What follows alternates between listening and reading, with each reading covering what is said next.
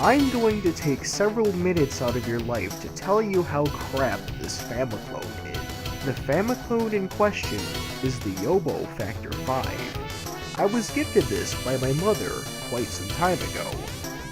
Even when I first got it out of the package, I had lots of trouble getting games to work on it. But I just thought, this is the NES, of course things take a really long time to get working. It was sort of like the big thing. You had to blow in the cartridges, you had to wiggle it around.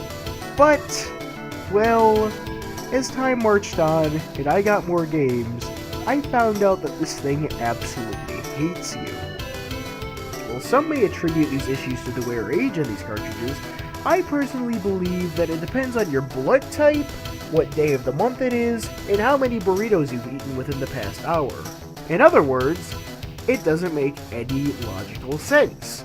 It just seems to happen whenever it wants to. Sometimes you'll put it in and it'll work the instant you plug it in, sometimes you have to wiggle it about, and sometimes it just refuses to work at all. It's also worth noting the fact that some of the games I am showing here are being played through a pin converter. As in, they are Famicom cartridges and not official NES ones.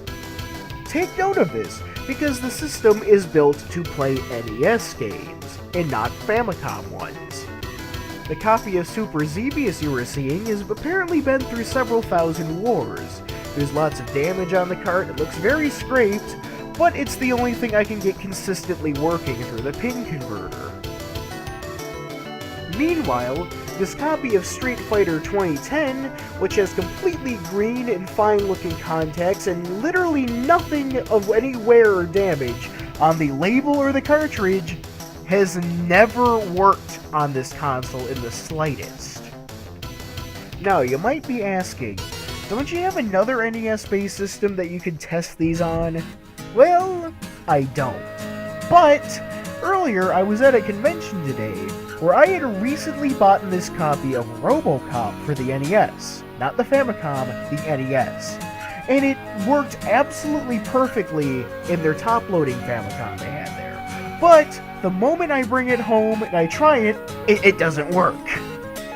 Heck, even the weird dodgy bootleg cartridge that it came with doesn't even work with it most of the time.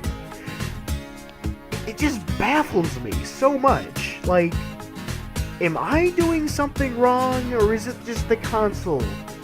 I can't tell. But I think most of the blame goes to the console. It just doesn't work properly.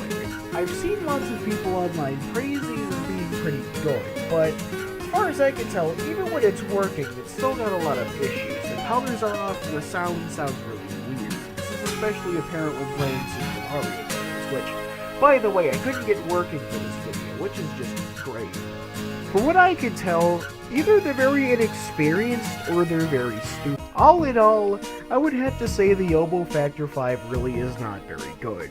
Sure, it helped me get into NES collecting and all that, but really, it's pretty terrible as far as actual, like, playing games with it goes.